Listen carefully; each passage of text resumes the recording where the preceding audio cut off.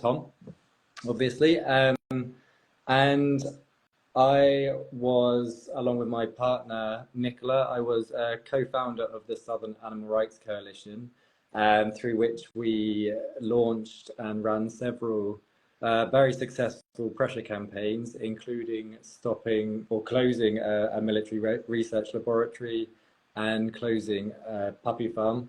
I was also a coordinator of Stop Hunting and Animal Cruelty. Sorry, I got the Facebook going on. There's a lot going on. Yeah, I was also a coordinator of Stop Hunting and Animal Cruelty, which was a campaign set up and aimed to close Europe's largest animal testing laboratory, Huntingdon Life Sciences, or LabCorp, as some of you may know it. Yeah, so that's me, and I'm here today to talk about the SHAC model of launching a pressure campaign, and there's quite a lot to it, so it's kind of a shame things are a little bit chaotic here, but hopefully, I mean, the people on Instagram hopefully can see what's going on, and people on Facebook, I hope you can at least hear what I'm saying. So the SHAC model of pressure campaigning is one that was really built through the SHAC campaign, through a lot of trial and error, and was highly effective. And it's one that I've used in other campaigns, including the ones I mentioned, to great effect. So I want to talk about how this could be applied to any campaigns that you might be involved in, or ones that you might be thinking of launching. And I really think pressure campaigning is something that our movement is currently lacking, really. We've seen some really good ones, the TNS Rabbit campaign fairly recently, but yeah, there's definitely, I think, a bit of a vacuum that could be filled. So I'm hoping that this might inspire some of you to perhaps launch your own campaigns and see where that takes you in the future and takes our movement. So to begin with, I'm going to go through what the SHAC model is and what pressure campaigning is and why I think it's important. And then towards the end, I'm going to take some examples of pressure campaigns, some that I've been involved in and others that I've not, and just kind of explain how they follow the SHAC model and hopefully give everyone an idea of what we could all be doing and how we're going to be applying it. So I don't know how many of you have heard of SHAC and the SHAC campaign.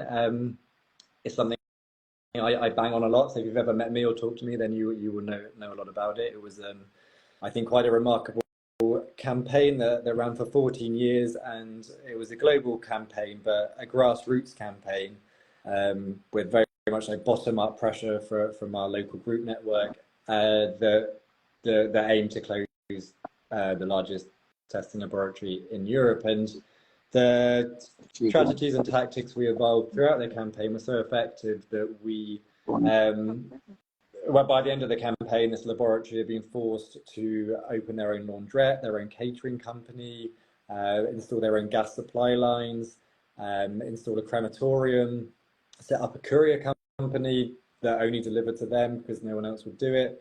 And the government, for the first and last time in British history, gave this private company banking and insurance, which is really, I think, quite remarkable for a grassroots campaign to have such an impact, and it's something that any of us can achieve against really any company in the world. So I'm not going to go too much into the history of SHAC today, and yeah, I'm not going to go on about my book I've written either, but my book is due out very soon. Hefty tome that it is. It's due out on the 20th of March. It's called Your Neighbour Kills Puppies. I'm going to shamelessly plug it, but it does cover the entire history of the SHAC campaign, and it's an incredible read, and there's a lot to learn in that. And the launch for the book is the 24th of March at Camp Beagle, and so please come and share the love. So yeah, I'm not going to go too much into the SHAC campaign today, but rather the SHAC model of activism. And again, really, I'm looking to the future and how we can apply this. So Tom, the good news is that people are watching it on Facebook and they can hear it. So that's the good news. It's all a bit primitive and my arms are already knackered. I'm told the both posts. But so that's good. So the Facebook people are listening. Good. Hello, Facebook people. And I'm sure John's arm is good exercise, isn't it? Good for carrying beagles. So really, when we look at pressure campaigns, at least the way I look at pressure campaigns and the way the SHAC model looks at it, we're really looking at any institution. Now, I'm going to, just to make this easier for everyone, I'm really going to kind of focus this more towards closing companies. But the pressure campaign doesn't have to be aimed at closing companies. There's some of the examples I give later were stopping certain practices within a company. So stopping the Navy testing on goats. We obviously weren't trying to close down the Navy because that was a little bit out of our ambition. But yes, just for the sake to make this easier, I'm going to focus on closing companies. And if you're looking to do that, or if you're even just pressuring a company, there are really three pillars that you need to focus on for any company. The first is their income. The second is their services. And the third is the growth of the company.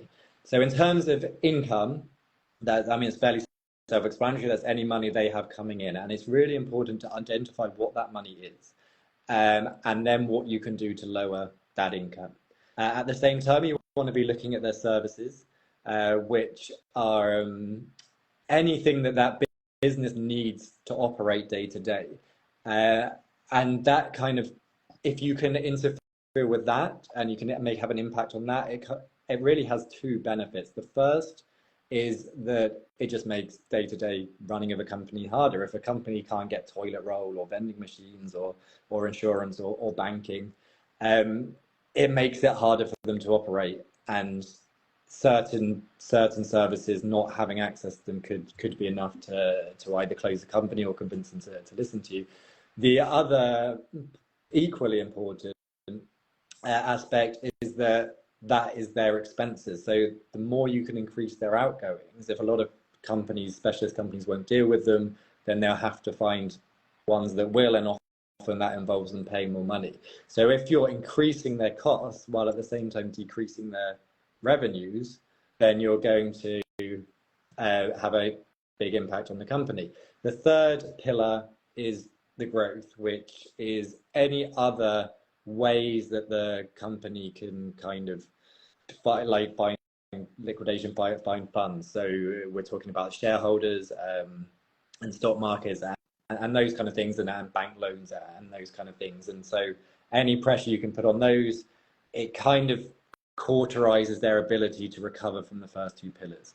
So if you can take the company or section of industry that you're aiming at, and you can find ways of impacting their income, impacting their costs, and impact their ability to grow, then you will win your campaign, essentially. So I'm sorry, there's so much information, and I'm going to try and break it down. I'm going to try and keep it as simple as possible.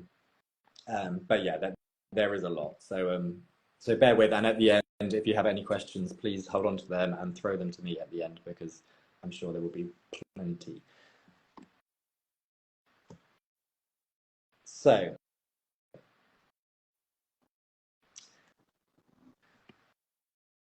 okay, this is a long bit.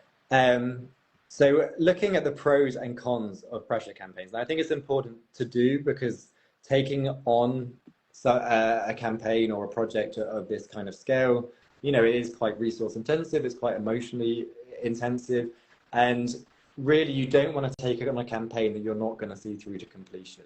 I think you need to be very clear to whoever you're protesting that this won't stop until they stop. And if you kind of show that weakness, and if you have to step away from it, then you're going to find it harder going forward, and other people might find it harder with campaigns if companies or industries feel that there's an easy way out if they can just kind of wait it out until you give up. So it's important to sit down at the beginning to think about the pros and cons. So first of all, I'm going to look at the pros, because I think pressure campaigns are vitally important. I think it's something we should be doing. And so for me, the pros outweigh the cons. Full disclosure. But something to the thing that makes them important to me is how high impact they are, essentially, how successful they can be, and the impact they can have on our movement and on the industries we're campaigning against. And yeah, and so second to that, I think when you win, or if and when you win a pressure campaign, you potentially, or you have the potential to trigger a domino effect. And several domino effects, really. The first is that you're likely to be really inspired by what you've done if you've gone out to, whether it's closing a local fur shop or stopping a local restaurant selling foie gras or closing a laboratory breeder or, even something bigger than that. Wherever you start and wherever this campaign takes you, when you've achieved your long-term goal, you are very likely to be inspired to go and do it again and again and again. And as you do more and more, you become more and more inspired, and you personally will be creating more and more pressure campaigns and having a bigger and bigger impact on the world. And that's the first domino, and it's great. The second is similar in that people seeing your success are likely to want to be part of that, and not just in terms of necessarily joining what you're doing, but doing something of their own, inspired by what you've done. This might not always happen immediately, and people might not immediately jump in and start their own pressure campaigns, but if they see you having a string of successes, then these other people are likely to take note. People will be watching and people will be inspired. For example, before the SHAC campaign started against Huntington Life Sciences, the founders campaigned to close a puppy farm, a consort puppies, which bred dogs for research.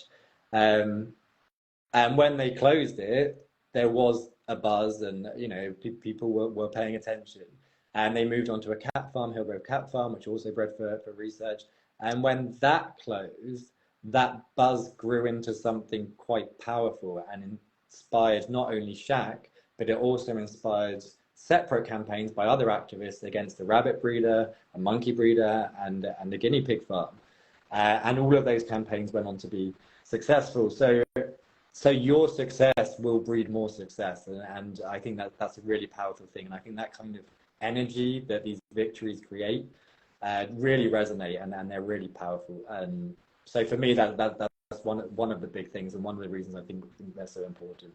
The third domino that you're likely to topple is, or have the potential to topple, is one on the other side of the equation. It's not us, it's them. And if you are closing down fur shops in your local town, as an example, once you've closed 1, 2, 3 fur shops down, the other places selling fur in your town are going to be paying attention, and the more effective you are, the more likely they are to think, you know what, this isn't worth it, I don't want to be next, and step away from it. So the power of your campaign often transcends your immediate target.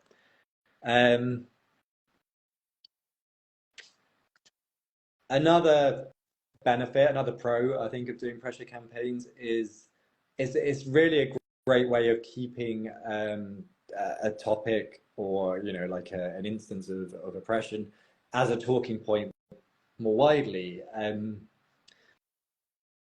I think, again, going back to the SHAC campaign, we had every day it felt, but certainly every week there was like news stories about us, and we appeared in countless documentaries. We were even like covered in pop songs and stuff. So that it generates that kind of zeitgeist, and it kind of, there's a thing called the Overton window of public opinion, and it shifts that. If people are constantly hearing about animal testing, like, people don't like animal research, and that was what we were campaigning for or against.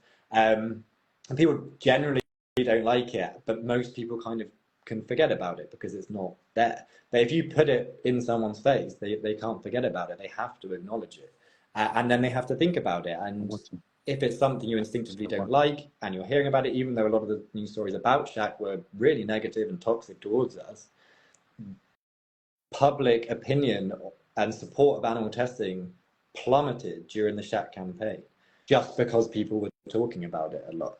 And so if you have a pressure campaign, the very nature of a pressure campaign is to maintain that pressure. And as long as you're doing that, you will also be entering the zeitgeist and making it an important talking point. And the final benefit that I can think of is that a well-targeted pressure campaign can have a really significant impact on an entire industry. And I mentioned the domino effect and the impact that can have, and it's certainly has in the past.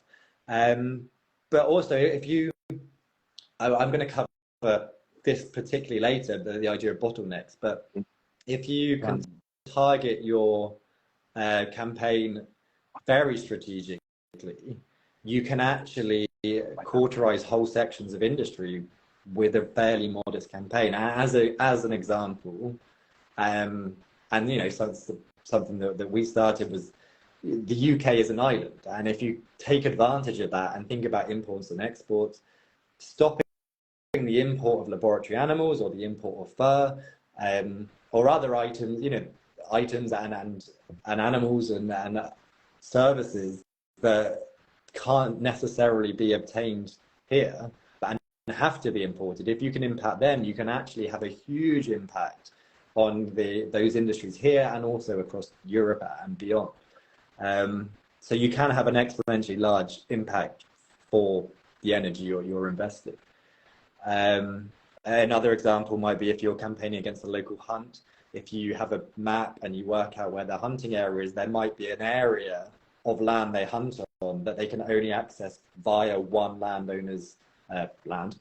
And if you can convince that landowner to remove that service to the hunt and their ability to hunt there, then you could cut off a whole swathe of hunting land that they can't otherwise access.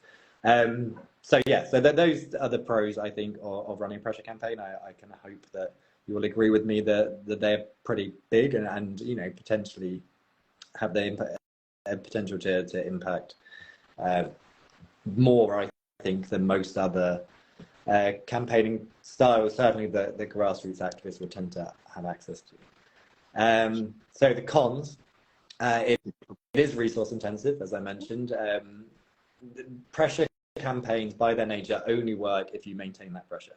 The second you remove the pressure, then whoever you're campaigning against can take a step, take a breath and say, do you know what, it goes away. Like however bad that was, it went away and I can get on with my business and my life and whatever horrible things I was doing.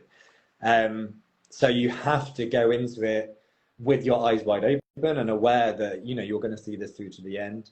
And so when you pick your campaign, do so accordingly. Think what you have the energy, what you have the finances, what you have the manpower, woman power to see through.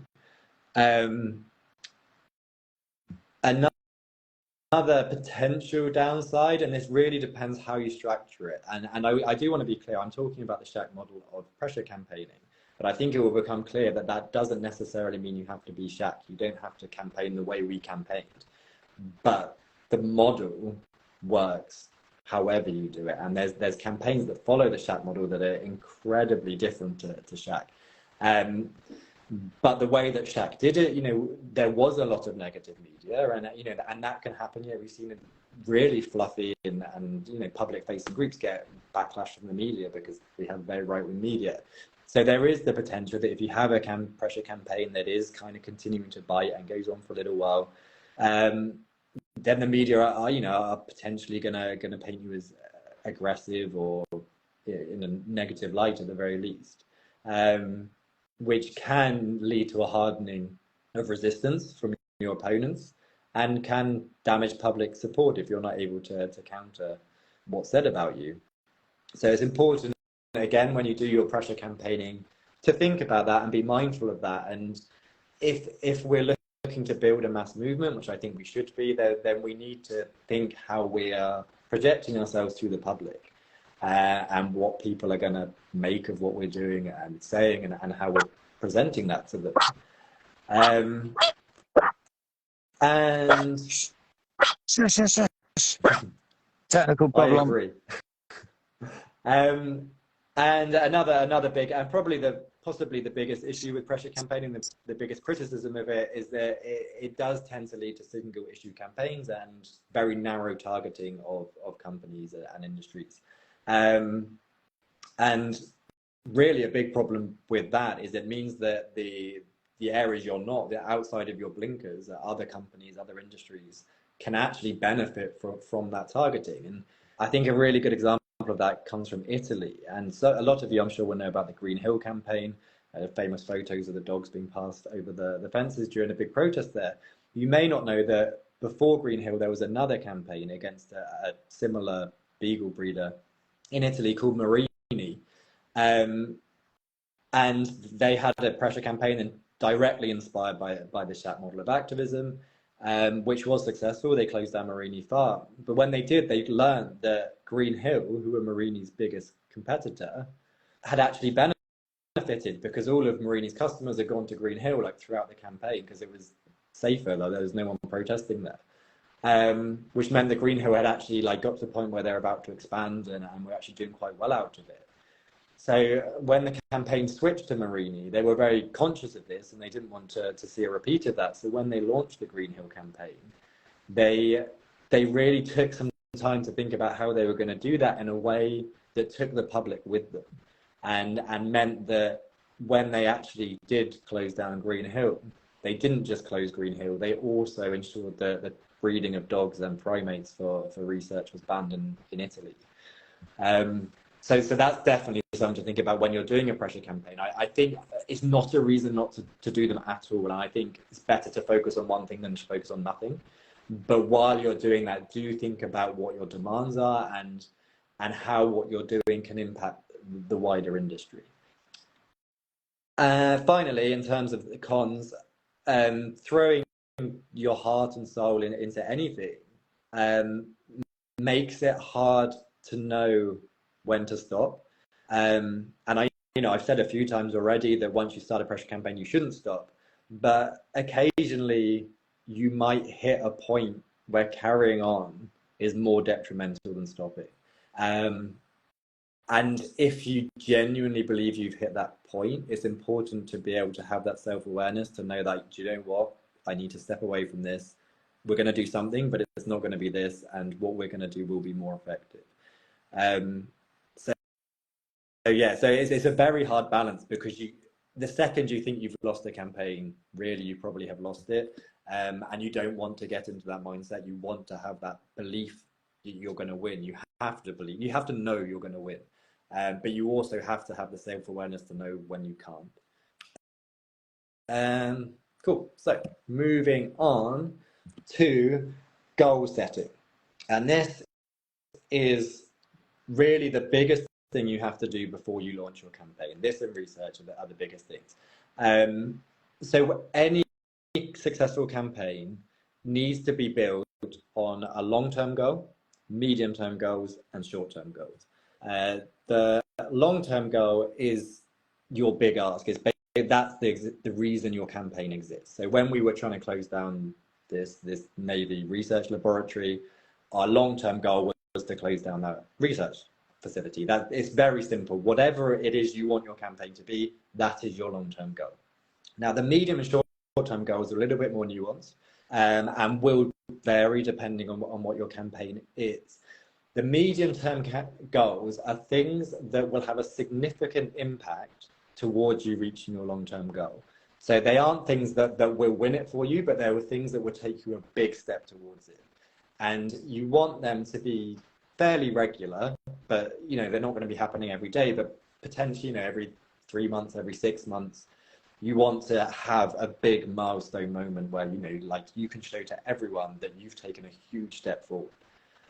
The short-term goals, you want to be having that. You certainly want to be having them every couple of weeks, if not weekly, and they can be anything that show that you're on the path to victory. And they have a few benefits. Some of them will tangibly take you towards victory. Others might be things that you kind of almost engineer yourself. So things like if you announce, this week we're going to hold 50 protests around the country in support of this campaign, and then at the end of the week you've hit 60 protests, you've had a victory because you've achieved more than you forecast.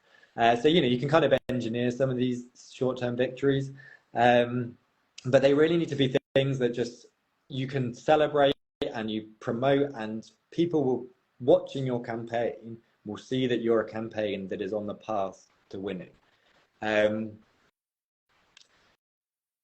Yeah, so those are the three things. I'm going to go into them a little bit more in a second. Um,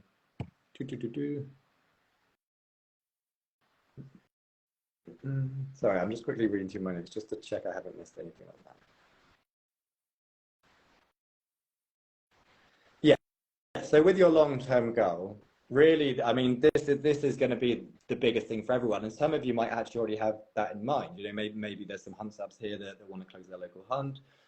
Maybe you want to close a local abattoir, or stop a new chicken shed being built, or close an aquarium, or start smaller and get some penguins released from your local aquarium, or close down a fur shop, or stop all the shops in your town selling fur. So whatever it is, maybe you already have that.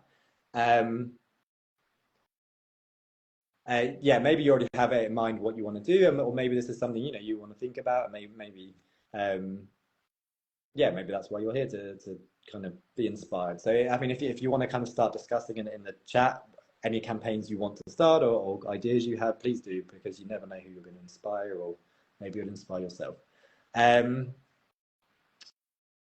It's vital that when you come up with your long-term goal, you have very clear demands. And it's important for a few reasons. It's important for you, so that you know when you run your campaign. It's important for your supporters, so that they know what it is they're backing and why they should support you. And it's important for whoever it is you're protesting against, so that they know what they can do to stop your campaign. I mean, if you're kind of campaigning and not saying this is what you need to do, then how will they ever know what to do? So that's very important, that when you pick your campaign, you have in your head and are very open about what your demands are.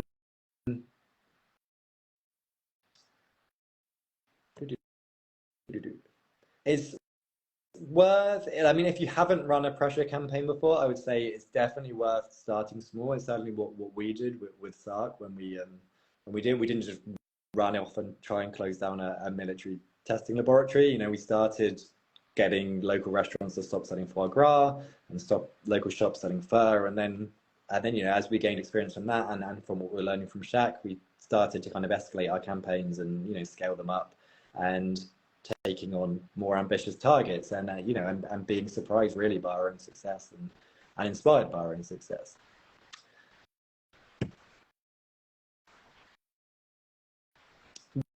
Once you've picked your goal, your long-term goal, you really need to research everything you can about it, and primarily that will come down to the three pillars I discussed earlier. So you're looking at how, again, I'm going to simplify this, and you can make it more complicated if you like, but I'm going to simplify it into saying, look, we're going to close down a company, or we're going to pressure a company to stop doing something. So if that's the case, you need to look at those three pillars, which are the income for the company, their outgoings, and their potential for growth. Anything you can learn about that is essential. A good place to start is the company's own website. They often have a lot of information on there, certainly about corporate structures and email addresses and phone numbers, and a lot, office locations, a lot of things that can be very useful. And also, are they a parent company? Are they a subsidiary? What other companies are connected to them? They might have testimonials from customers and suppliers. There can be a lot of information on the company's own website. And so, yeah, so you want to start building that knowledge and having a solid understanding of how this company specifically operates. And then as you go on, you will hopefully teach yourself more and more about how not just this company operates, but how business in general operates. And the stronger idea of that you have, the more effective you can really be going forward. And next good place to look is Companies House, and look at companies' filings. If they're a company that is on Companies House, then you should be able to find who their directors are, potentially who their accountants are, potentially other services, and you might find a lot of information about their profitability, their turnover, what their big expenses are. You can get quite a lot of information there. And if are a company that has shareholders, if they're a listed company, which not all companies are. MBR acres don't have shareholders. But if they do, you can go on some of the stock exchange websites like NASDAQ, and you can find who their primary corporate shareholders are. You won't find individuals, but which is fine. You will find, if Bank of America or NatWest or whoever hold X amount of shares in them, you will find that out there. It's publicly available. And then obviously Google is an amazing resource, just news articles or testimonies from other people. You just search Google, you never know what little nuggets you might find. Definitely worth doing. Yeah, so when you pick your target, something that's always worth doing is trying to find a company that has an Achilles heel. So something that, a weak point.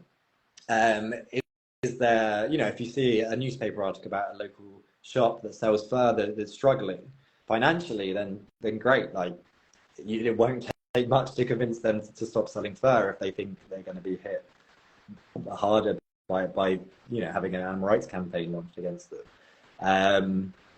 If a new chicken farm's been built, but the local people, objection to it, then again, great. That's going to be a much more winnable campaign than a chicken farm that already exists. And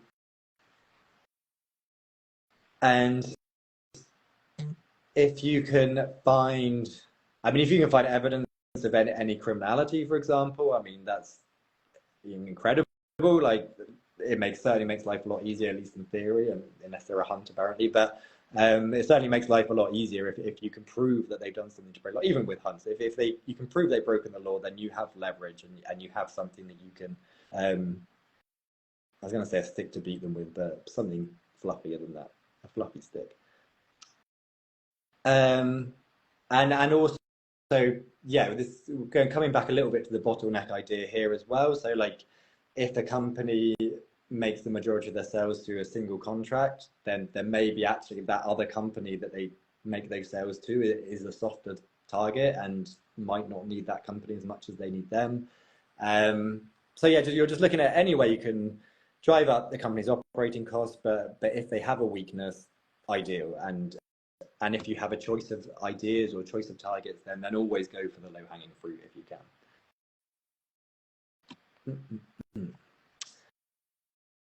And actually, finally to that, if you can find a smoking gun, which is a kind of grim analogy, but if you can find a smoking gun of them doing something beyond what we view as wrong and what is morally wrong, if you can find them actually tangibly and visibly doing something, essentially, if you can get undercover footage of cruelty or oppression, if you can get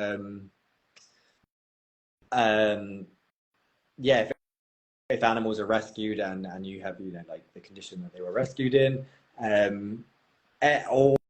or ideally, if you can find any evidence of criminal wrongdoing, if you can find evidence that they've broken the law and are oppressing animals in a way that the majority of the public won't like, then you kind of have the grail of targets, really, pressure campaign targets.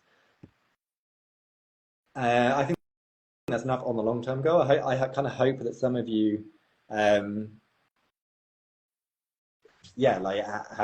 got some kind of juices stewing in your brains about places that you might want to target and pressure campaigns you might want to start. So moving on to the medium-term goals, and as I've said, these are really important for a couple of reasons. The first is morale, because the more victories you kind of accumulate, the more people will feel motivated that their activism pays off, that there's a reason they're going out and doing these things. I think often people find themselves in activism doing the same thing over and over and over and over again, and it gets very monotonous, and it gets quite soul-crushing, really, when you don't see the benefit of that, when you go out in the rain week after week and you're not really seeing any tangible change. So if you're part of a campaign that is getting big, significant victories fairly regularly, then that motivates you to keep going. It also helps you to manage the strategy of your campaign and the course of your campaign. So you know, if you're just shooting for your long-term goal and it's that or nothing, uh, because of the morale and just, yeah, because of burnout and many other reasons, you're likely to get nothing. If you break your campaign down into manageable sections, it just makes it easier for everyone, and it keeps that morale going, but it also keeps you motivated and makes sure you know you're on track because you're hitting your targets. So yes, I've kind of gone through a little bit what the medium-term goals are. Again, I do think they're important, so I might touch on it a little bit. But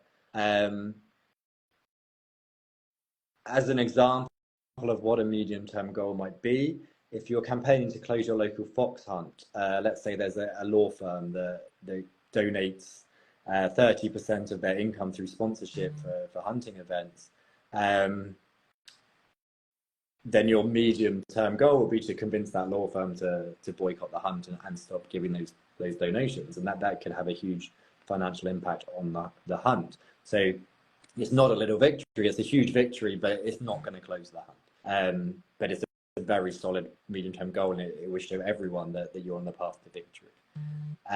So really, the medium-term goal is almost a mini campaign within the bigger campaign. And this is where your focus is, and then it will shift to this, and then it will shift to that, and obviously they can overlap, and you can have several going on at once. But you know, your focus is getting to the next medium-term goal.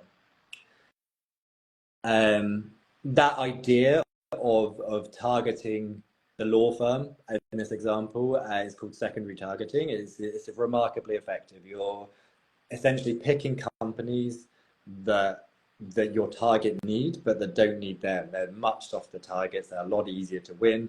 9 times out of 10, they don't care about that one contract. They'd rather just not have the headache of you turning up with placards and megaphones and whatever else. So you can be often more successful by looking at secondary targets. So while you're protesting this law firm, in my hunt example, you would see hopefully you would see an escalation of your tactics. So you'd obviously try and meet with them first, and then start writing letters, phone calls, doing banner drops, protests, publicity stunts, direct action, and at some point they will quite likely say, do you know what, we don't need to deal with them, we're kind of done, and then you move on to the next medium-term goal.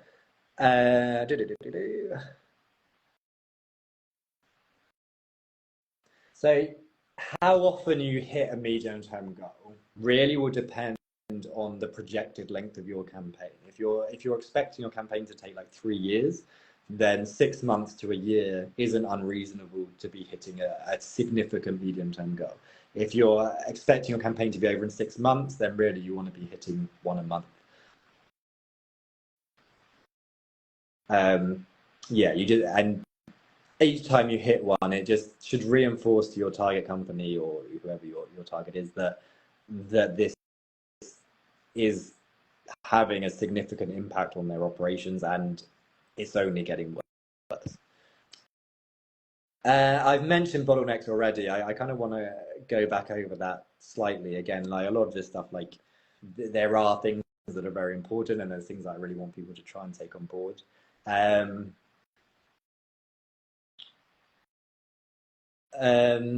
So a bottleneck is essentially a point in a business or an industry which like removing it or attacking it or damaging it would disproportionately impact the company or the industry. So examples of this might be, so if an abattoir is being built in your local town, trying to convince the owner of the abattoir or the person trying to get it built that they shouldn't is a big ask and really quite unlikely to succeed. However, to get it built, they need to get planning permission through the council, and without that, they can't build it. And so that's a classic bottleneck. If you target the council rather than the abattoir, then it all falls apart. If, for example, there was a glass manufacturer that manufactures all the milk bottles in Britain, but they also do all the wine bottles and everything else, then it would be easier to convince them to stop making milk bottles than it would be to convince Arla or Dairy Crest or whoever to stop, raping cows. And again, I mentioned about the UK being an island, and I'm going to keep this a little bit UK centric, just because that's where I am and where Camp Beagle is. You might not all be from here, but it's handy that we are an island, and like, as terrible as Brexit is, like, are there ways that can be manipulated in our favour? And so, yeah, like, certain items, certain animals need to be imported for certain industries. So is there a specialist courier or a port or a transfer agent that is relied on to bring a lot of animals or items used in their oppression across into our country, and can they be targeted rather than the industry themselves? Landlords of companies are a great place to look. With local hunts, back to hunting, is there one landowner that your local hunt relies on disproportionately, who might be convinced, because they have B&Bs potentially or equestrian centres, that they value more than their support of a hunt? The more bottlenecks you can identify, the better.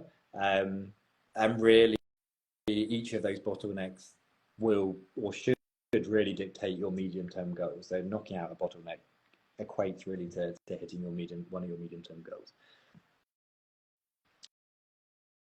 And yeah, as you're going, really, I mean, I've said it before, but those medium-term goals, those bottlenecks should really be mini campaigns within your campaign. They should take up a lot of your time and a lot of your energy because of the impact they can have. Now, on to short-term goals. They are, as I said, they're essential really for maintaining motivation. That's the primary objective of having these short-term goals. I've covered this, but I want to just very quickly cover again. The campaigners that support you want to see that their activism is effective, and that's what these short-term goals are about. They're just constant reminders that there's a reason for what they're doing, and there's an impact through what they're doing, and it's worth them getting out and doing it, because look, this week we've done this, this week we've done this, this week we've done this.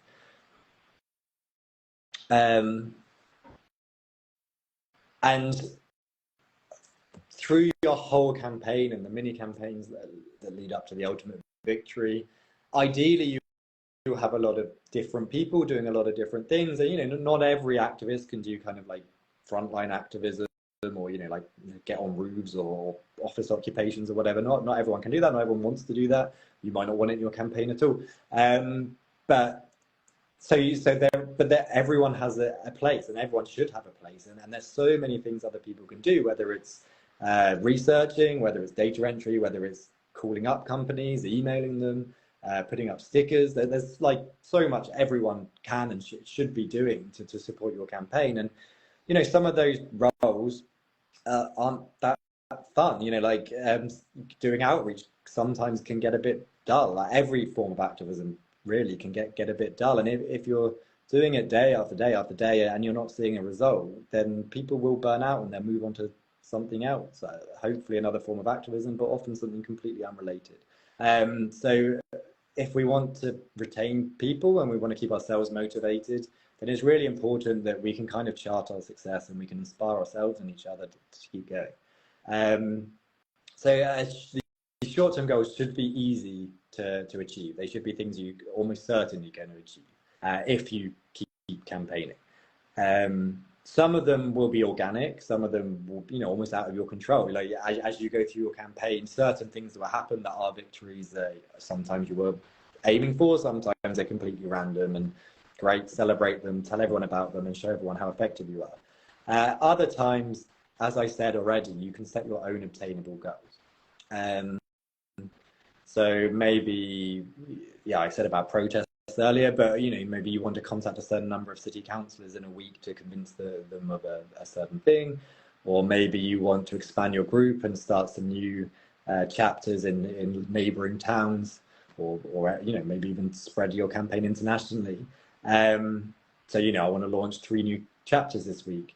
Maybe it could be getting mass media coverage of a certain event, even a celebrity quoting supporting your campaign, delivering a leaflet to every house within a 5-mile radius of your target. There's so many different things you can do, and things that you can celebrate as successes because you've achieved something. And as I say, it increases morale, and again, it kind of breaks your medium-term goals into even more manageable chunks. It's like within that campaign, you're chipping away towards the medium-term goal, and then eventually the long-term goal. So, I'm going to move on to tactics, which where things get a little bit more exciting, hopefully. So tactics are the actions that we take to support and achieve our short, medium, long-term goals. There's a lot of different tactics you can take. They can be anything from handing out leaflets to hanging banners or rescuing animals from oppression. As some examples, a cube of truth is a tactic, a save vigil is a tactic, an animal rising milk pour is a tactic, a DXE open rescue is a tactic. These aren't the same as strategies or campaigns. These are individual tactics that I believe can help us get towards winning campaigns. I feel like if I throw this out too much into the comments, it would get a little bit chaotic. But really, I would ask people at this point if they can think of an effective tactic that we could use. But it's kind of a trick question because all tactics can be effective. Anything you can think of can be effective for the right campaign in the right situation. What's important with the tactics we use is that we don't get stuck on doing the same thing over and over and over and over again. That we keep it moving, that we keep things diverse, and we keep things like moving. Again, as I said, people do get bored doing the same thing over, and if they don't see results. But even if they're seeing results, doing the same thing over and over and over and over again does get kind of tedious. And if you want an effective campaign where people are motivated, then give them lots of different things to do. Encourage them to think for themselves what they can do. And putting up a sticker, great, that's a tactic. Fly posting, that's a tactic. Chalkings, that's a tactic. Handing out leaflets, researching companies, banner drops, like these are all tactics, and they're all effective. If you do find yourself doing the same thing over and over again, like if you find yourself outside the same building on the same day every week and saying the same slogans and holding the same placards, and think, is there any way we can mix this up? Is there anything else you can do?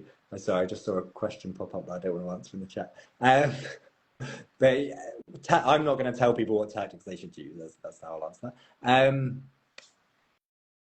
As your campaign starts to grow and is successful, which I'm sure it will be if you're committed to seeing it through, and once you start ticking off your short and medium term goals, then hopefully other people will join you. I think I did see a conversation in the chat earlier, and it's something I did want to touch on, is when you launch a campaign, I think there's this kind of misconception that you need mass support, that you need like hundreds of people or thousands of people to come out with you, and you don't. Like, some of the most effective protests I've been on were just me and one other person. So you don't need a mass move. Well, I mean, I'd love a mass. We need a mass movement generally, but in terms of winning your campaign, it doesn't need to be a huge number of people. It's more important that you have people that are committed to winning, and whether that's just you and a friend or even just you, that's fine. Like, there's plenty you can do on your own. There's plenty of campaigns you can win on your own, as long as you set your goals attainably and you're kind of realistic. There's no reason you can't be highly effective on your own or with 2 people, 10 people, 100 people, 1,000 people. It is fine. But if your campaign is successful and you kind of we kind of work through some of these things that we're going to touch on later, like recruitment and stuff, then hopefully you will see people joining you and being inspired by what you're doing and wanting to be part of this campaign that seems destined inevitably to success. But a downside to people joining or supporting your campaign is they might have different ideas on what tactics work or are effective or are necessary. And sometimes it might not align with what you're trying to do. And just to give a very quick example of what I mean, and I'm sure a lot of you will have seen this playing out. I think social media, we often see these arguments, unfortunately, playing out very publicly. But when we were trying to close down a puppy farm, we decided that it was going to be a very lawful campaign, a very above ground campaign. There was no criminal actions involved, except for initially we rescued all the dogs and the animals from this breeding site, and got footage and evidence of the oppression that was happening there. And after that, we kept it very fluffy, and we were just trying to build a large public boycott and encourage the local people to boycott this shop. And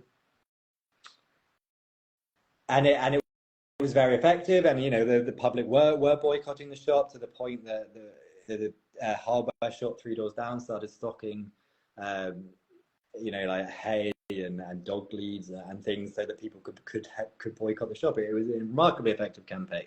But at some point, someone decided they were going to damage the owner of this shop's car.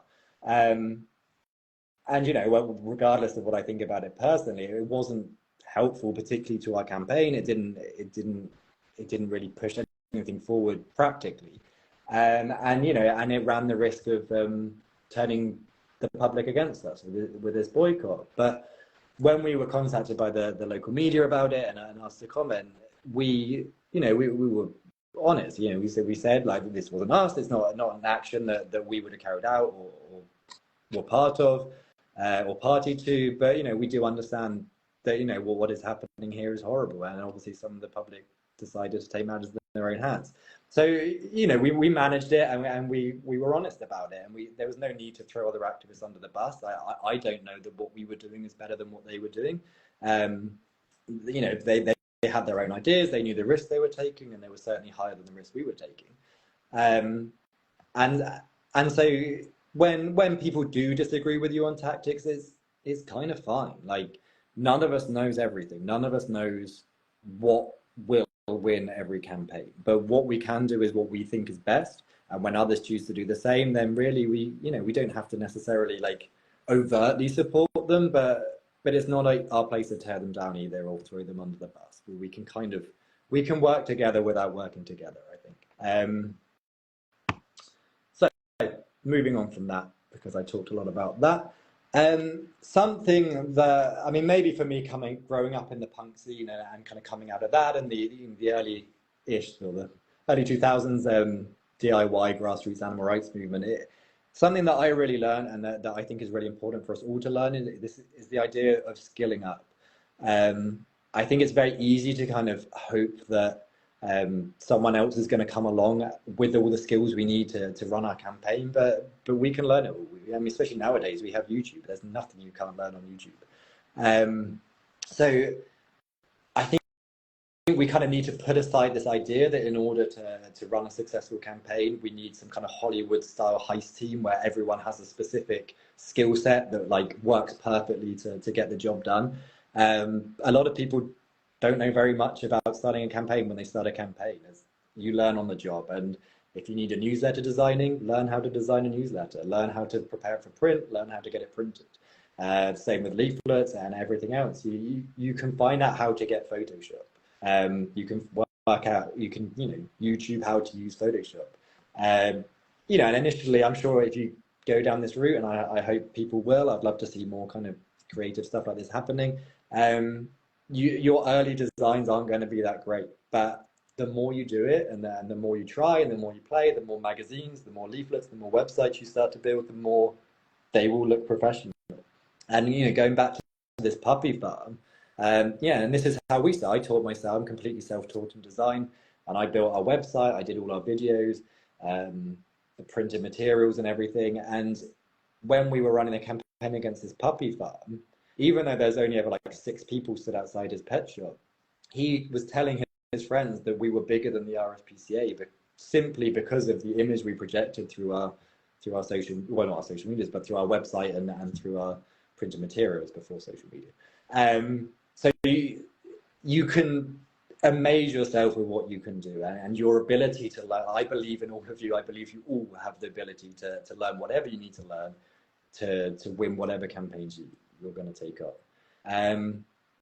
It's always worth talking to other activists, getting any advice you can. I think, you know, there is a little bit of a disjointed feeling in the movement maybe at the moment where, you know, some of the older generation aren't that great at passing information down that I think we're kind of obliged to.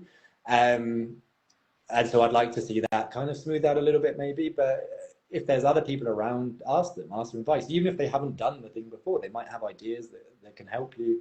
They might have a different background to you that will help with that. Read up on things. As I say, watch what other people are doing. Learn from what other people are doing. Be inspired by what other people are doing. And just always push yourself to be the best you can be at whatever you're doing. And not just activism, that's good life advice. Like everyone that is here listening to me at the moment, you're all here because you're intelligent, committed and empathetic people. And all of you, like I said, I mean, I believe in all of you, and I believe you can all learn everything you need to. Yeah? You need to internalize your power, release it, realize it, and celebrate it. And hopefully, as I say, as you grow, and you know, when you start, maybe other people will have a different skill set, and allow them to bring that skill set to the table. If you have someone, you know, who does know how to design, or someone who knows about fundraising, or someone who knows about researching, someone who works in media, just make the most of that. Always make the most of that, because yeah. But if you do want to see your campaign succeed, just be prepared that you might have to fill a lot of those roles yourself. Now, something I think that really is a substantial and significant part of the SHAC model that really sets it apart and makes it what it is, and makes it more than just a pressure campaigning model, and makes it so effective, is the idea of making things personal. And it doesn't have to be as kind of like creepy as it sounds, but every single terrible thing that happens on this planet happens because someone has chosen to allow that to happen, or to make that happen.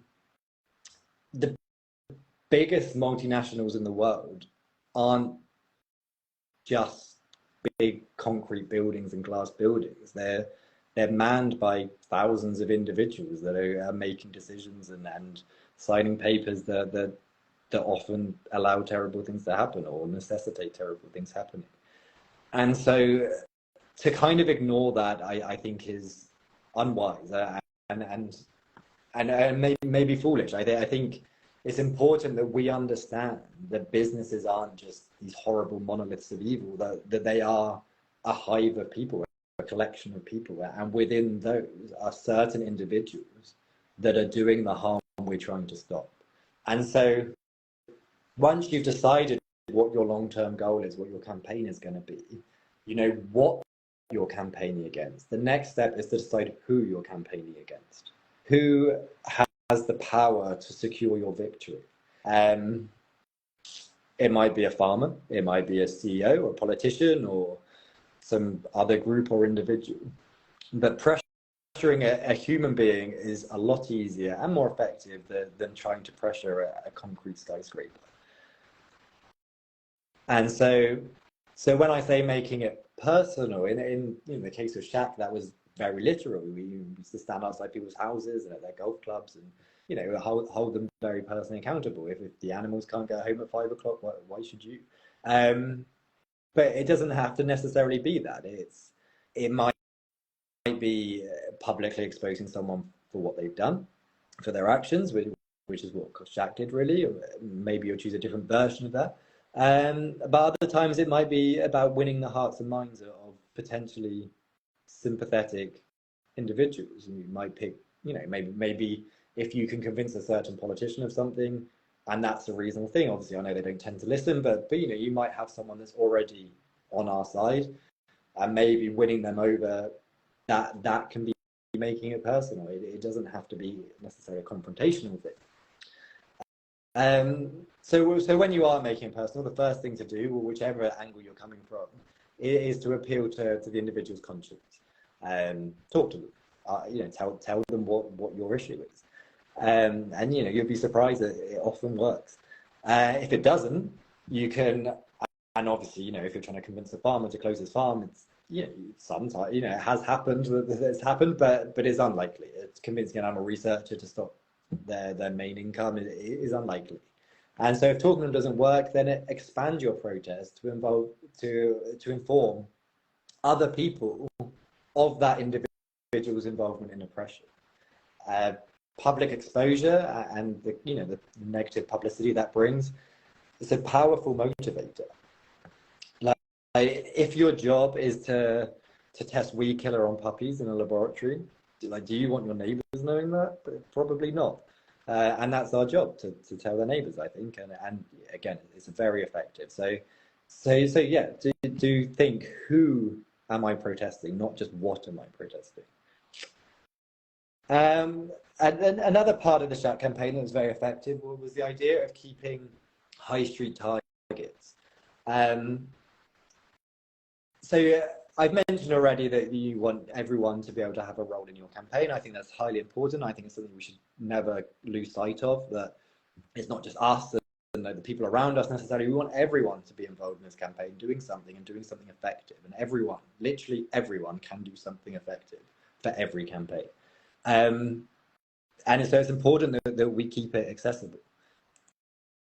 So if someone wants to be involved in your protest, say someone wants to campaign against MBR acres, but they live 400 miles away and they don't drive, what are they going to do? Not a lot, maybe, or maybe there's ways to give them ways to be involved in it. So if you can find targets in their hometown they can protest against, great, job done. And doing this, like spreading your campaign, it has, obviously, I think it has many advantages. And one of them is that it increases the likelihood of autonomous actions happening, of individuals taking it on themselves to campaign in their own way, and potentially starting up their own chapters, and so more things happen as a result of it. So if you can give them targets, if you can find a target in every town, then all the better for your campaign. So yeah, think about how you can do that. Are there any obvious high street targets, or are there any ways of kind of spreading it so that everyone can be involved? Because if you can help build this network of activists who are ready and willing to publish stickers and posters and help with fundraising and maybe help drive your strategy forward, some of those activists will become more and more involved and eventually might even become a part of your core team, your coordinating team. So it's really important to try and get it out there. And just as an example, again, during the SHAC campaign, when they lost their bank account, one of the directors of the laboratory actually publicly said, like, at least it takes our name off the high street. At least us not having a high street bank means that the public won't see what we're doing. And so directly because of that, we then found our next high street target that was products sold in supermarkets, so that every single supermarket in the country could become a protest site and their name would remain on the high street. It's really important, and yeah, keep it on the high street if you can. It also has the benefit that the more people will hear about your campaign, which is obviously exactly what the director of Huntingdon was worried about. And the more people hearing about it, the better, and you're more likely to get media. And if local press regularly cover what you're doing, then it's more likely to feed into the national press, which helps drive recruitment, adds pressure to the target company, and creates a broader conversation that can spread out and potentially get to politicians and other people in power that might help affect change. I remember when I first got involved in the SHAC campaign, you couldn't go into a town anywhere in Britain, however remote and rural, without seeing a SHAC sticker. And I often think, like, for me, that was incredibly inspiring. And I often think for people that worked in that industry, that must have felt incredibly oppressive. And I think that's great. I think that's definitely what we need. So yes, please focus on, if you can, find a way of keeping your target on not just your high street, but high streets across the country. The next thing I want to talk about is escalation of your campaign. It's not necessarily as dramatic as it sounds, unless you want it to be, but my personal philosophy is that you should always use the minimum force necessary to prevent harm.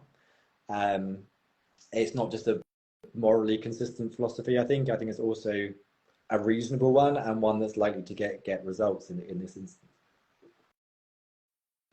So, as an example, if you're campaigning against a local restaurant to remove foie gras from their if you're campaigning against a local restaurant to remove foie gras from their menu and add more plant-based options, what you don't want to do is just launch your campaign with a rooftop occupation. Maybe you do, but you probably shouldn't. You want to start slow. The first thing to do is to try and meet with the owner of the restaurant.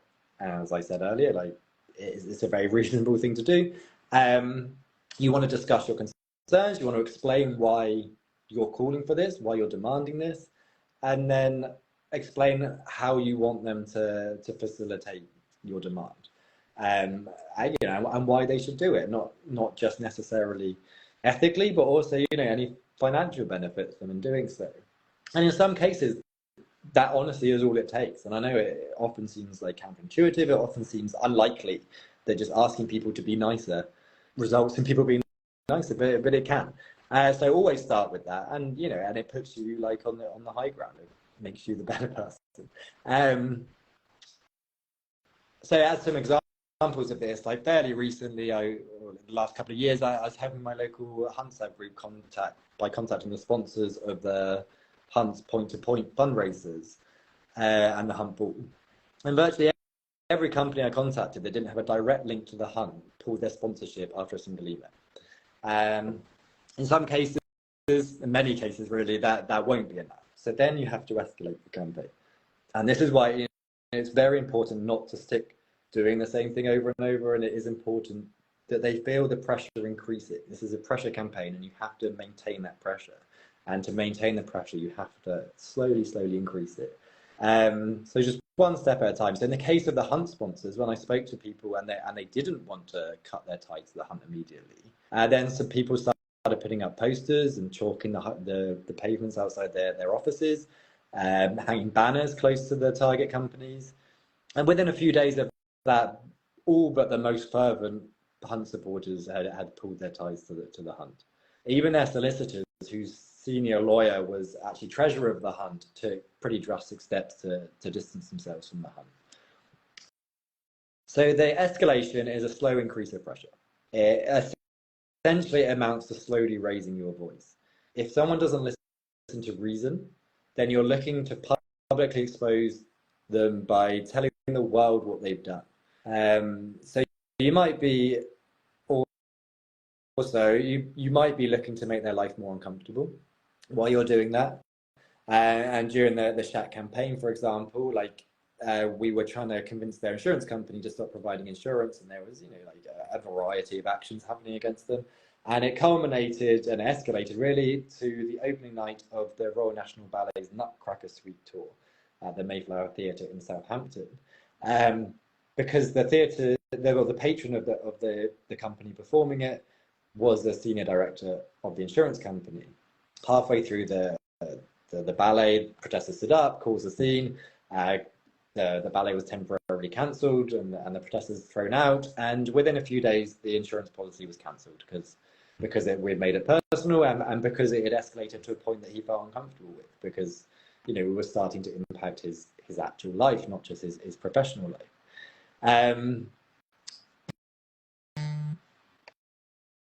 So, however it escalates, and again, we're not escalating to some kind of crazy point. This is just about a dripping effect. You're just slowly, just adding a little bit more here, a little bit more there, just so that they feel that this isn't going away until they listen to you.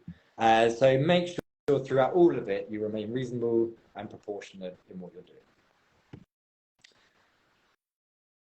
So now I want to move on to recruitment and retention of activists. I think this is a really important thing. I think this is actually way bigger than this talk I'm giving, but it's definitely something I want to talk about. And is, you know, it's important to your campaign, your potential campaigns, but it's also important to the movement. And I think there's a lot of misconceptions around this, to be honest. And I think there's a lot of things that really we need to take ownership of, rather than maybe blaming other people for not being involved.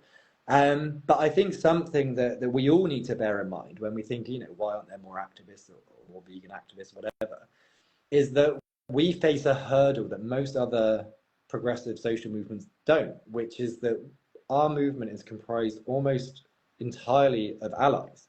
In fact, it is entirely allies.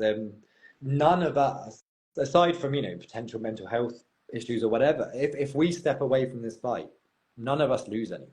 We don't have any obligation to be part of this.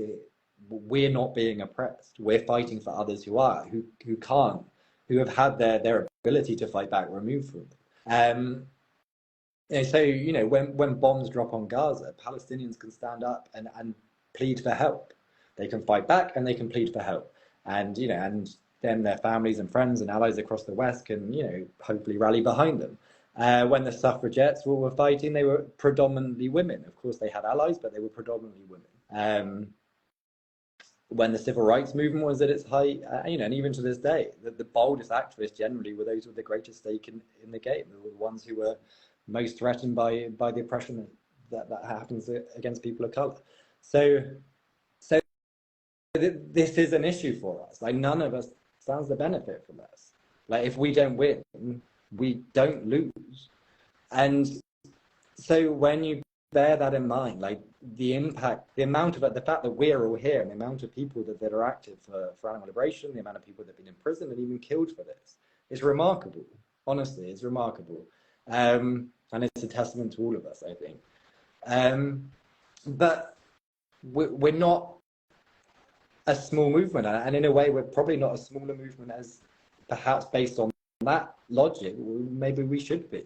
You know, during the 80s, the 1980s, tens of thousands of people attended anti-vivisection marches in London. Before that, the turn of the 20th century, the Brown Dog riots saw unions, suffragettes, and working class activists uniting and mobilizing against vivisection. In Italy, we've mentioned Green Hill, 50,000 people joined one protest against Green Hill. So, you know, we can get numbers out, and so why aren't we? Why is that not happening here, and why is that not happening now? And you know, there's many answers to that question. I think I would say that the first thing for all of us to do is to remember how we got involved. I think generally for most of us, there's unlikely to be one specific moment that switched us from, you know, like full-blooded meat eater to donning a balaclava with a pair of bolt cutters. Like, there's generally a chain of events that get us to where we are, and it's up to us to provide that chain to others. It's up to us to be those steps that get someone to where we want them to be. And in the field of marketing and design, there's this rule of 7. I'm not in marketing or design, so I might get this completely wrong. Feel free to tell me if I do. But the rule of 7 is essentially that if you see something advertised 7 times in 7 different ways, that's the moment that if you're going to buy it, you will buy it. And that applies to us as well. And so how do we ensure that people see 7 different avenues of us expressing our movement to them? So, for example, you know, seeing some stickers up in a subway somewhere, that's 1. An article in a local paper, that's 2. Posters on a bus stop, that's another. An outreach tool, social media posts, a documentary about animal rights. All of these will be building in people's consciousness and making it more likely for them to become involved. And basically, we need to be visible as possible. And thinking that a single Facebook post advertising a protest is going to draw in huge crowds, it's just not realistic. Like, we need to show people what we are and who we are, and they need to they need to come to this conclusion that this is the thing they want to do, and we need to be the ones to make that happen. So just to drill into this a little bit more, like, obviously we all know the horrors of animal oppression. We you know, I'm sure everyone here knows too much about the horrors of animal oppression. But imagine that you've just learned all of this, or some of this, that you've just had your eyes open to it in some level. You've gone vegan, but you want to do more. But you've never attended a protest. You've no idea what's legal, what's not, what the consequences might be of taking action. And you've heard, you know, family members, people you look up to, people you care about, referring to activists as thugs and troublemakers, negative messaging around Just Stop Oil and Black Lives Matter, Palestine Action, etc. All over the news, the headlines, you know, criticizing protests, saying it's terrible. So it's a considerable shift in someone's life to suddenly decide they want to be part of that. It's intimidating. And so it's up to us to show them that it's not, and to help them understand that it's not, and to make them feel safe in coming into our world. The first action I took part in, I went hunt stabbing when I was 16, and someone invited me out. I didn't really know what it involved. I knew I wanted to do it, but I didn't know what to do. So I went to my local police station and asked them if it was the sensible thing to do.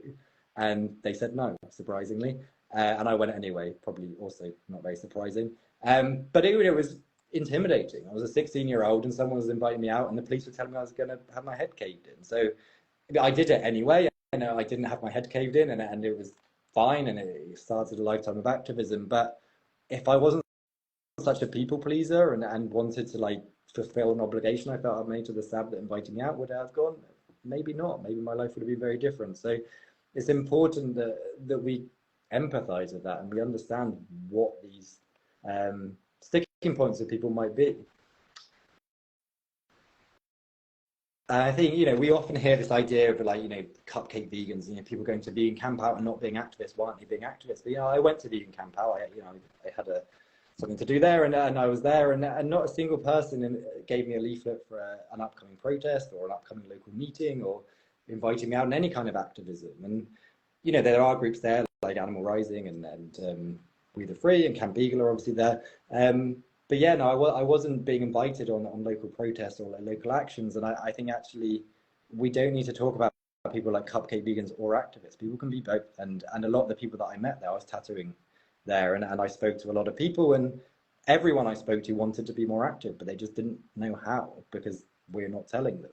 So I think it's very important. And, you know, if we did get everyone a vegan camp out to be involved even peripherally in activism, then we would see a huge spike in activism. So I think it's very important that we think about how our responsibility in recruiting people, not just other people's responsibility in not recruiting themselves.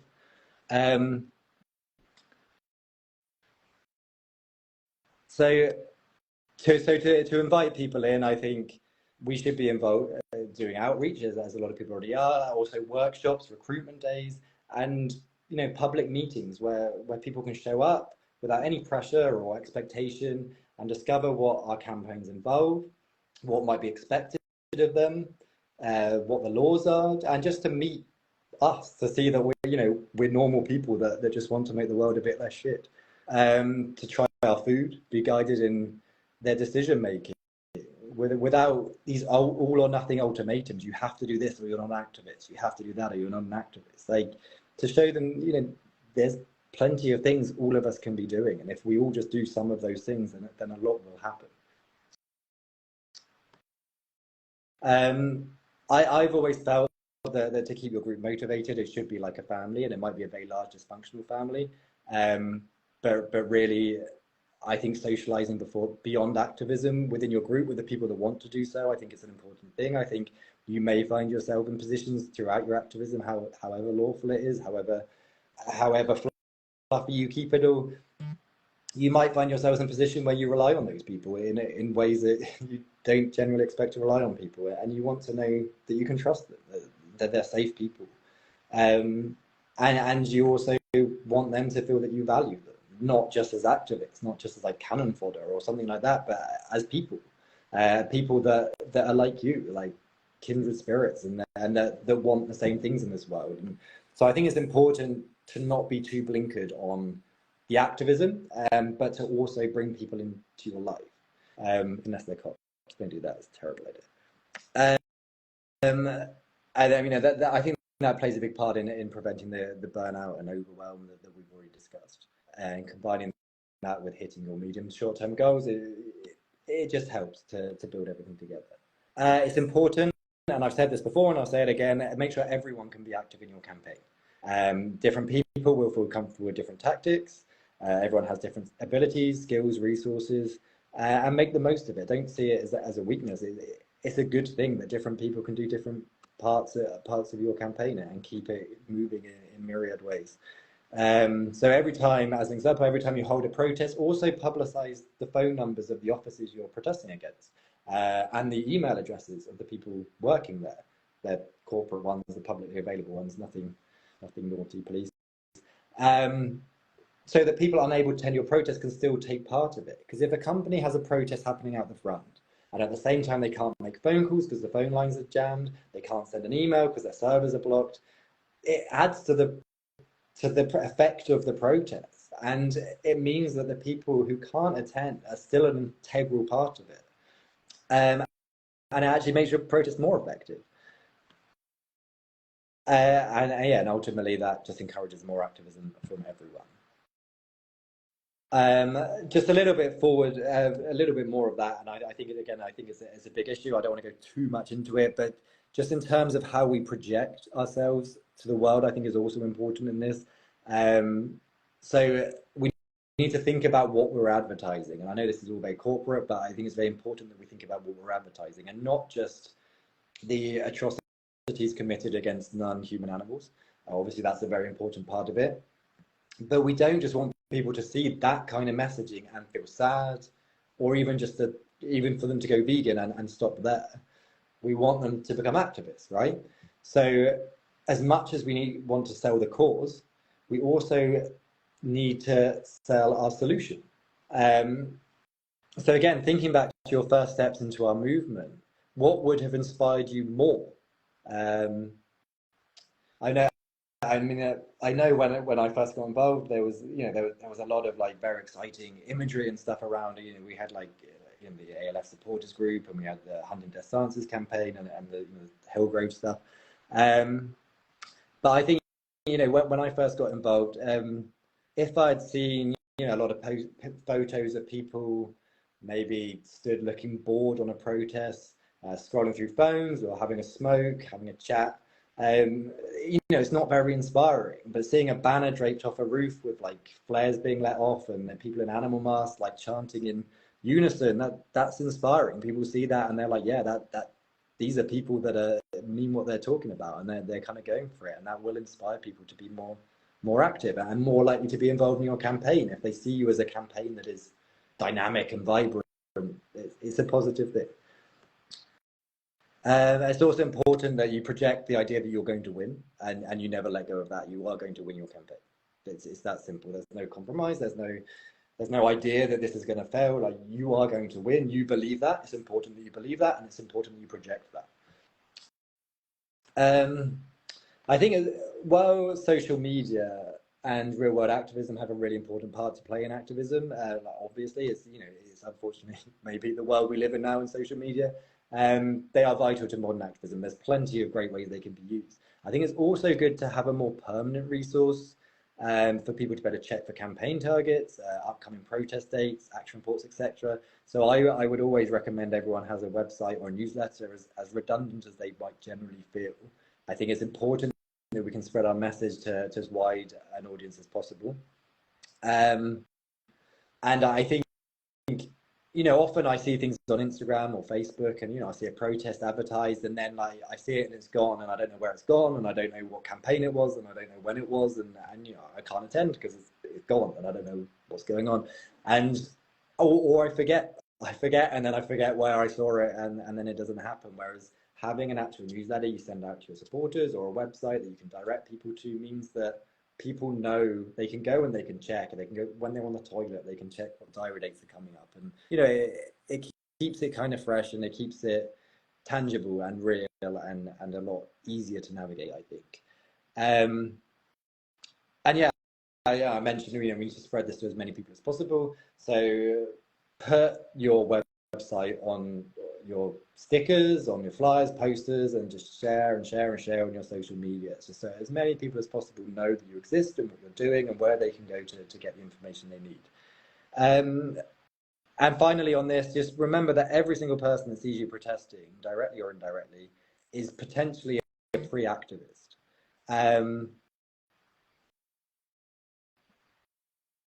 And so we have to consider how objective observers view us and what we're doing, and whether we're creating an environment they might want to be part of. Even the most ardent anti-animal rights activists one day might change their mind, and we can be a part of that if we're projecting ourselves in a positive way. We don't have to be, like a campaign or like a movement that just looks stupid or aggressive or any of that. We can be very effective, and we can be very dynamic without putting people off. And okay, so I've covered a little bit about how I think it's important that we socialize amongst our campaign and stuff. But I just want to highlight the point that movement building is community building. And I think the backbone to that is regular meetings, in-person meetings, and they should be open to active members of your campaign and also to the wider community. Everyone should be welcome to come to your meetings. There should be a relatively safe space for people to come in away from the immediacy and energy of a protest and the expectations of a protest. But maintaining this focus on activism that vegan meetups or whatever won't do. Because they're then an opportunity for you to outline your campaign to people in this safe space. Explain what your strategy is going to be for the next month, assuming your meetings are monthly. You can get feedback and roundtable discussions from other activists. You can share your victories, and you can allow potential new activists to meet you and find out what you're about, what your campaign's about, without any immediate obligation for them to be activists. Someone can bring a friend along just to see what it's like, to see how they kind of vibe with it. And 9 times out of 10, if you have a welcoming and exciting, dynamic space, then they'll want to be part of it. So they can make friends, they can ask questions, they can learn about our lifestyles and get involved at a pace that suits them. And you're far more likely to build a large unified campaign and local group really that way. It's also important, I think, to invite speakers from other campaigns and movements to build broader solidarity, which will boost your numbers and offer vital support if you find you need it later down the line. And in return, attend their meetings and support those networks. So you'll be pleased to know I have got to the end of the SHAC model. Just to quickly summarize, I'm going to do this very quickly. The first thing, point 1, pick a campaign that you believe you can win. Point 2, find a smoking gun, ideally. Point 3, learn everything about your target company or industry and any bottlenecks that might exist there. Number 4, set realistic short and medium-term goals. 5, make it personal by focusing on individuals who can affect change. And 6, escalate the pressure of your campaign. If anyone wants to be reminded of any of this, I know it's a lot of information, so feel free to add me on Facebook and send me a message or whatever. So I'm quickly going to go through some case studies, and I've covered this a lot, and so I'm not going to hopefully go into too much detail, but one of the campaigns I mentioned a few times is how we closed down a Navy testing laboratory. So I want to show you how we applied the SHAC model in this case, and we did it in a very different way to how SHAC did things, but it shows how you can adapt this model to whatever campaign you're doing. So in 2006, which is tragically long ago now, but 9 goats were rescued from a military research laboratory in Hampshire, and along with that came with the smoking gun, with the evidence of the experiments and photos of the animals that were rescued. The rescue hit headlines and caused a lot of public awareness of the issues around it, and completely coincidentally, this laboratory was walking distance from my house. So yeah, obviously we were going to end it. So we researched the tests and discovered that every other navy in the world had stopped doing them. They'd found other ways of modeling this data that didn't require animals. So we knew we had a winnable campaign because all we had to do was convince the British Navy to do what the French Navy and others were already doing. And really the bottleneck here was that these tests just couldn't be justified. There was literally no excuse for them to happen. There was no kind of mealy-mouthed explanation the government could give us because we were providing them with data that was more reliable. So really we just needed to capture public, political and scientific opinion. Our long-term goal was obviously to end the test and close the laboratory.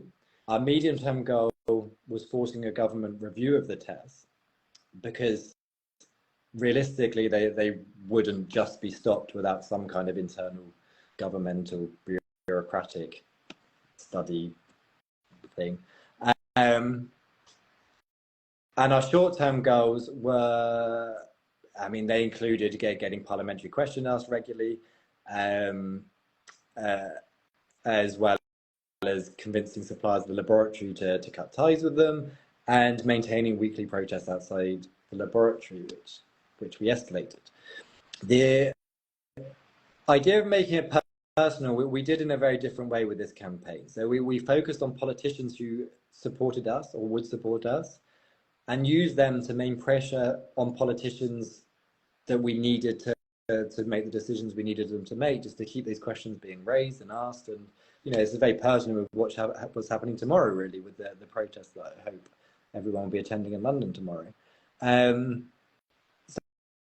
So as a result, the question kept being raised in Parliament until finally we did force a review. And so we held regular protests outside the laboratory and their sister sites across the UK to keep it as much on the high street as possible. But obviously, you know, these military testing labs aren't on the high street. So while we were able to kind of, you know, like have many people helping out with protests across the country, we decided to also protest against Lloyds Bank, who were the major shareholder in the company that were conducting the tests for the Navy. We didn't really see Lloyds as a tactically important part of our campaign. We weren't too focused on the shareholder side of things, just because we felt this was something that we would win quite easily politically, which is quite unusual to be able to feel that, but it was something that we felt we could win through that thing. The reason we picked Lloyds was what I covered earlier. It kept it on the high street. It meant everyone in the country potentially could be part of this campaign and protest against their local Lloyds Bank and get people talking about it and increase that pressure, get those media articles and you know, get that trickling up to the politicians we needed to hit. So we took the SHAC model here, but we executed it in a very public-friendly way, in a very different way to SHAC. And as a result of that, we actually did force a review of the tests and finally got them banned completely. So then we launched a mini campaign to free the goats. And after another pressure on the MOD, we managed to negotiate their release and have them free to the Buttercup Goat Sanctuary in Kent, where they lived out their lives, which is, yeah, lovely. We won, we closed down the laboratory, all the goats were freed and job done. And we used the SHAC model, but we adapted it to what fit for this. Another example is what I've mentioned already, is the puppy breeder, or the puppy farmer that we closed down in Sussex. So we learned from locals that basically the RSPCA were in this guy's pocket, and we filmed the RSPCA driving in and out and having cups of tea with him. But you know, when we went and visited, there was like rabbits in hutches with no water or food or access to daylight. There was 2 Dalmatians that he kept living permanently in a vehicle, an abandoned vehicle on his site. He was breeding dogs in Beagle crates. It was a horrible place. And so we took it on ourselves to go and take all the animals from the site.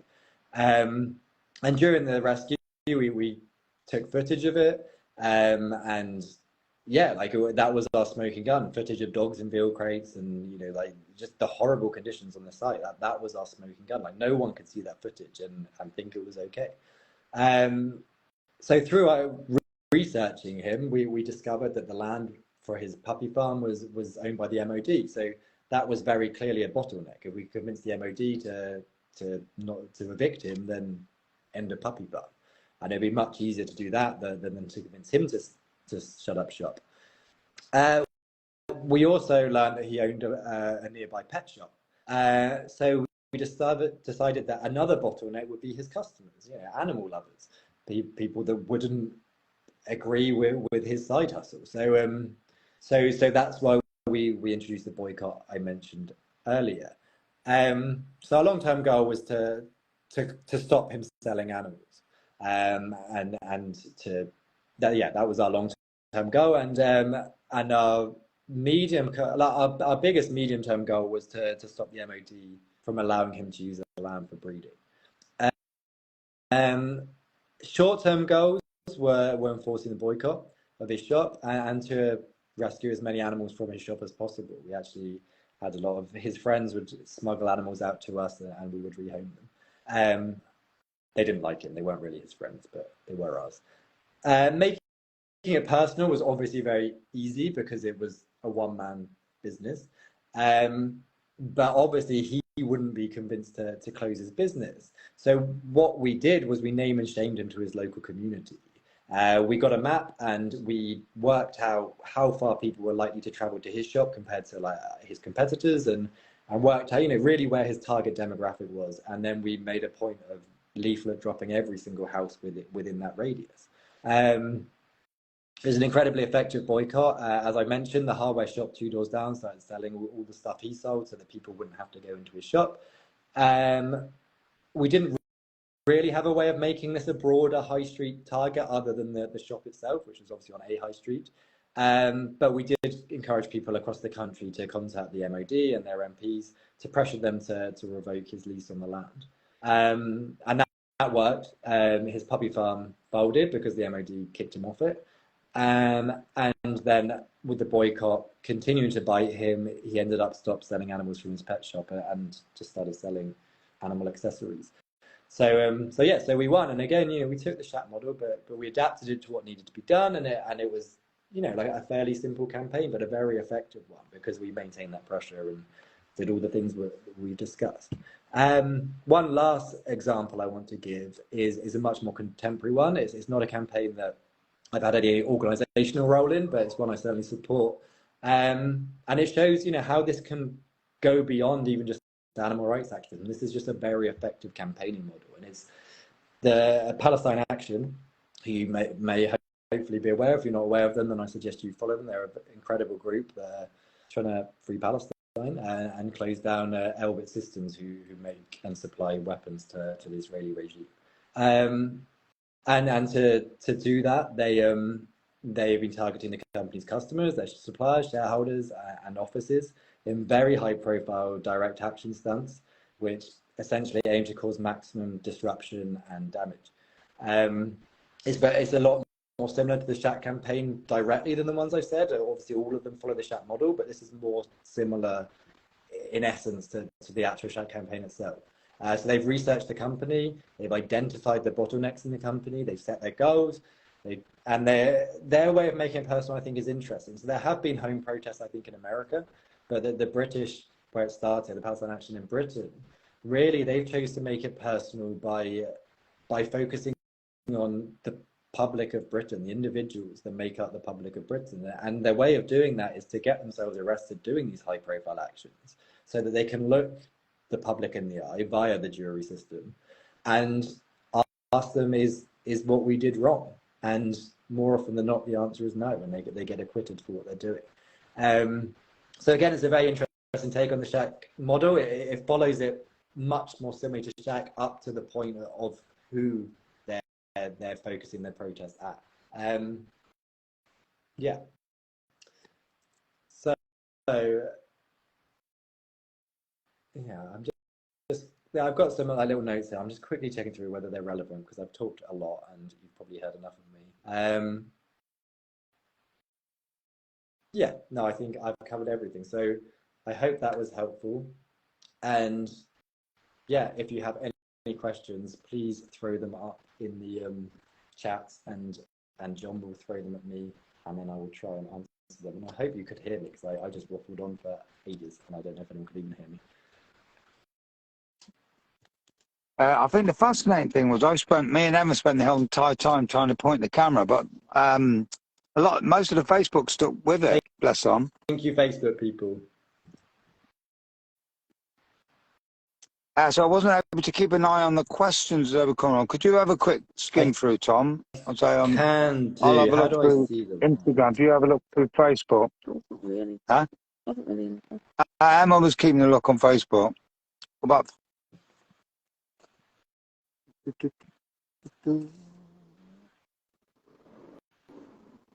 questions? Oh, I'm bailed away from camp. Long story. Can I buy a signed copy of your book? Yes, you can buy. You haven't plugged your book much. You can buy a signed copy of my book if you come to Camp Beagle on the 24th of March. Right, and how do people get hold of you if they want to get in touch with you? If people can see my Instagram handle or my Facebook handle, feel free to message me through those, and hopefully I'll reply. I'm fairly technologically inept, but I will do my best to accept you. And you're having the book launch here on the 24th of March, is that right? Yeah, 24th of March at Camp Beagle is my book launch. So yeah, hopefully I'd love to see you all there. So hopefully you can. And it'd be a great opportunity, because we're famous for our cup of tea, to actually, some of the things you talked about tonight, for people to get together face to face on the day. What better opportunity to come and have a chat to like-minded people, whatever your plan is, come and have a cup of tea. Exactly.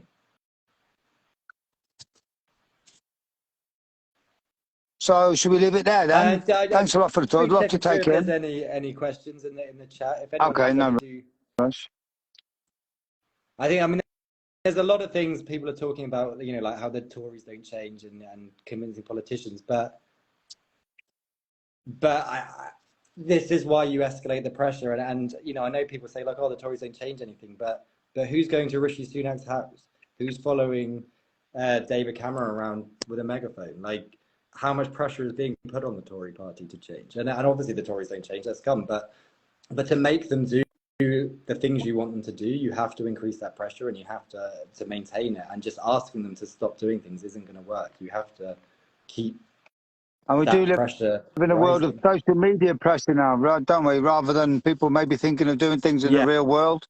Yeah. A lot of people think of pressure campaigns. So, like I said, that's why on the 24th of March, come and have a cup of tea and speak in the real world with people, Yeah. As well. Yeah. Yeah, so I'm still just going through the questions, just quickly checking there's nothing. Yeah.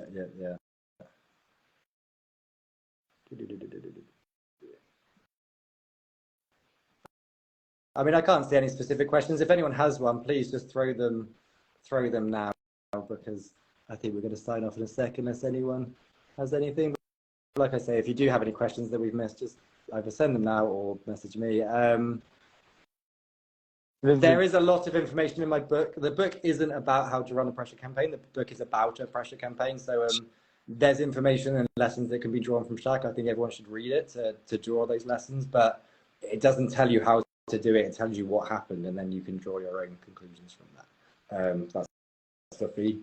But yeah, otherwise, I think I've held you all long enough. If no one has anything specific, I will. Leave the last word to Willow. We've got a busy day tomorrow, so there'll be a live stream link to the debate. We'll be doing live streams, and we'll be physically outside Parliament and inside Parliament. We haven't gone mad. We don't think this Tory administration, in fact, we know what they're going to do. Do you know what they're going to do? No matter how good the debate is. Last time the debate was that good, honestly, it put like hairs on the back of my neck when I was listening to some of the things that were being said. And then for the Home Office to read out their pre-written blah blah blah, are they really going to do that yet again? But that's our idea of pressure, and we're expecting them to actually do that, to not listen to a word in that debate. Weird world will keep on going, And this is a way, but this is our pressure campaign. We've chosen a parliamentary thing as a pressure campaign. There'll be a lot of pressure going on in the Home Office in the next 6 months for the simplest things. Like finally, you know, it's been there used to just be the Home Office. The Home Office used to run everything, you know, education committee. Over the years, it diversified. So the Home Office now, the police, the courts, immigration, terrorism. What the hell is these Beagles doing in charge of the Home Office? Even getting someone like that shifted is a bloody mountain. But, you know, like pressure, and one day the dam will crack, and that's what will happen with this. You know, the dam will crack, and it's cracking already. Anyway, should we leave it at that then? I'm happy to leave it Thanks there. for the talk. See everyone tomorrow, I guess.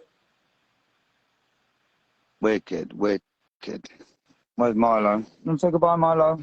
There you go. All right, folks. Boom. Busy day tomorrow. All right. Love you all. Cheers, Tom. See ya.